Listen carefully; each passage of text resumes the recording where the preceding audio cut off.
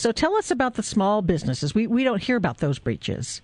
And, I think those are something that really affects us just as much as things like Target did.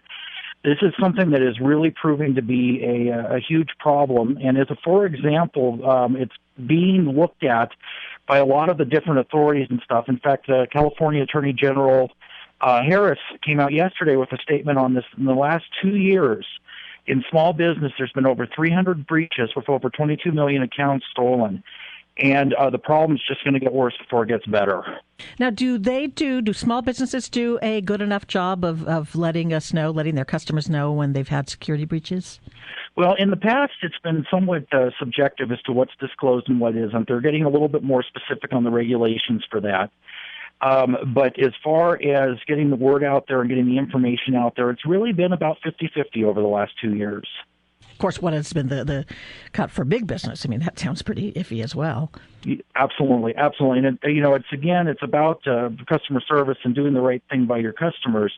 But at the end of the day, I think a lot of people look at this really wanting to be careful because a data breach can really affect the reputation of your business. Sure thing. And Target, I mean, I think that they gave customers 10% discounts or something like that during the holidays. A small company just can't absorb this kind of thing.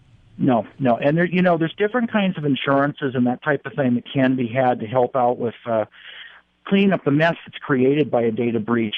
But really, at the end of the day, the one big question that comes up, whether you're Target or a small business or something in between, is the damage to your reputation. And that can take years, if even ever, you can really clean it up. Sure. Now, we just assume that big businesses have bigger, safer systems, but are small businesses really more vulnerable?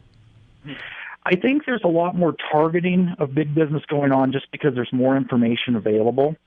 But the small business scenario does require the business themselves being very aware of what's going on. And one of the key things that should be done, and it needs to be done, is an audit. So whether you're Target or a much smaller company, you want to make sure that your data is actually safe and what you're doing is the right thing. And there are procedures known as best practices to be able to do that. But another big thing about it, too, is looking at the cost and other related materials like that to figure out what the best way is to go. And with the economy where it's been and that type of thing in the last few years, there's been a lot of cutbacks, and this is an area, IT is not an exception. Now, when these guys steal this information, do all the credit cards get used or just some? It depends on how much they've actually gotten access to. So in a case like Target, what was really bad about that breach is it wasn't just credit card numbers. It was also, it's turned out to be PIN codes and addresses and all kinds of personal information. And a full credit card number with all of the related stuff that goes along with it, like the address, can actually get $20 or more on the black market. So what ends up happening is they're going to use the most that they can actually get a hold of and actually make sense of and be able to resell in that way. It's pretty amazing, too. I got a call from my credit card company because they're on it most of the time. And in 1 hour, there were so many charges attempted from all over the country. I mean, that's obviously suspicious.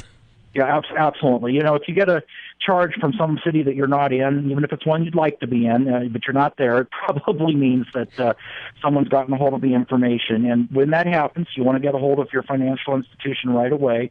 They'll stop the card and in most cases be able to work with you to either get your money back or not be responsible for that charge. But you're absolutely right. Once a card number starts being used, they pretty much assume that someone's going to get on top of it very quickly. So it's going to be used a lot and very quickly before it gets shut down. Used a lot and